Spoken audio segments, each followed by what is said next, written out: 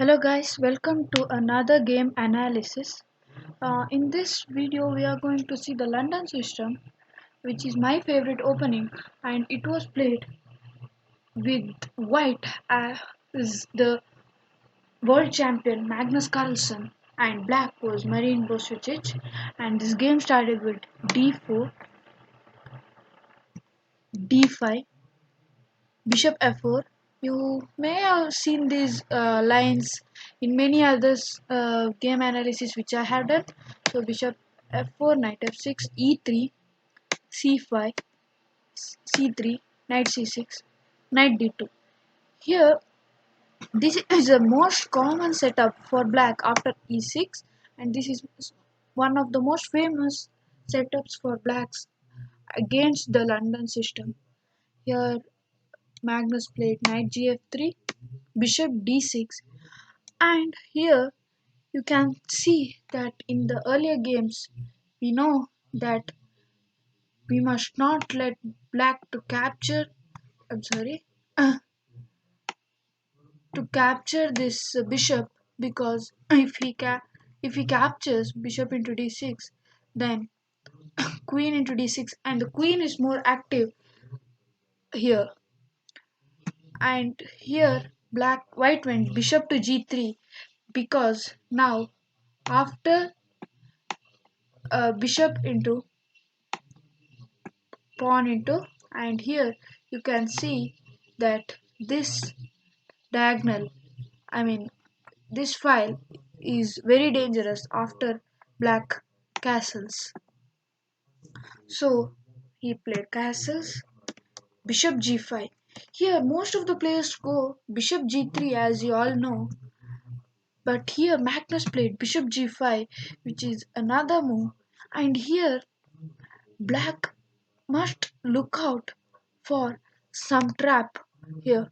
If he plays a6, then here comes bishop into c6, pawn into c6, queen a4, attacking the pawn, bishop b7, defending it, bishop into, queen into, and here, oh I'm sorry, here after queen to a3, you are seeing that this pawn is very vulnerable for attack. And here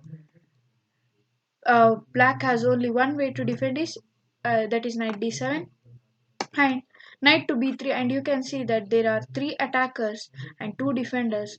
And here black can't add another defender to the spot.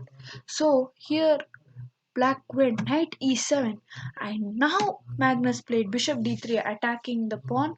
But you can see here that a few moves before, the knight was slightly if he had played directly bishop d3, then this knight was a little active.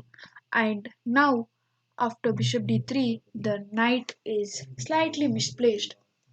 Here b6, and you can see that this diagonal has become very weak, and that is vulnerable for more attacks. So Magnus Carlsen took the advantage of this by playing e4, de4. Here it is forced to capture, or else Magnus would go pawn push, and if he had also moved the bishop, then also Magnus would get some space. So e4, de4, knight into e4, the bishop is hanging, so knight into e4, bishop into e4. Now rook to b8. Here you can see that now the bishop is pinned for the rook, so Magnus got a slightly good position after d into c5. Here the bishop has three attackers and only one defender, so black had to take on g3 and h into g3. And here you can see there are two attackers on the same diagonal over here.